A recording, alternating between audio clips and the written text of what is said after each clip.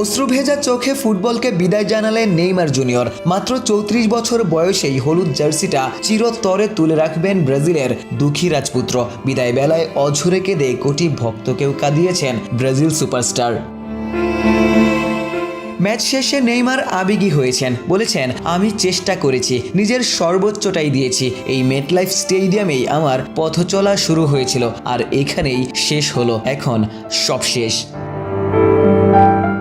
ব্রাজিলের বিশ্বকাপ স্বপ্ন ভেঙে যাওয়ার রাতেই শেষ হয়ে গেল নেইমারের অপ্রাপ্তির ক্যারিয়ার। বিশ্বকাপের শেষ 16তে নরওয়ের কাছে হেরেছে সেলেসাওরা। ম্যাচের পরই ব্রাজিল দল থেকে নেইমারের সরে যাওয়ার ঘোষণা। দীর্ঘ 16 বছরের আন্তর্জাতিক ক্যারিয়ারের ইতি টানলেন ব্রাজিলের ইতিহাসের সর্বোচ্চ গোলদাতা।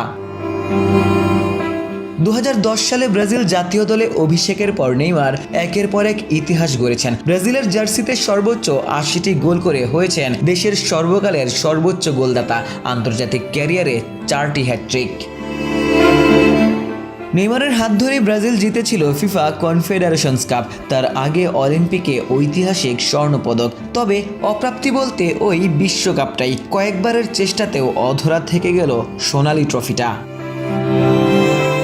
ব্রাজিল ফুটবলের আক্ষেপের এক অধ্যায়ের যেন সমাপ্তি হলো। তবে স্কিল গোলে ব্রাজিল ইতিহাসে নেইমারের নাম চিরকালই অম্লান থাকবে। ফুটবলের দুঃখী রাজপুত্র হিসেবেই ভক্তরা নেইমারকে মনে রাখবে। আশিক সারোয়ার, নিউজ 24।